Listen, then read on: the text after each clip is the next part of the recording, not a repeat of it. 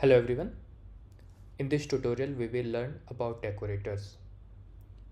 Decorators in TypeScript provide a powerful mechanism for modifying or adding behavior to various parts of your code. It's a special kind of declaration that can be attached to a class, method, accessor, property or parameter. And basically these five are the types of decorators. In this tutorial we will learn about how to use all of these.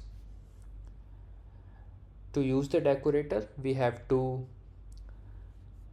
write @expression, where expression must be evaluated to a function that will be called at runtime with information about the decorator declaration.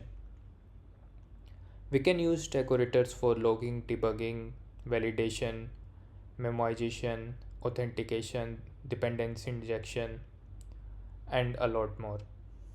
Let's see how we can use all these type of decorators in next class.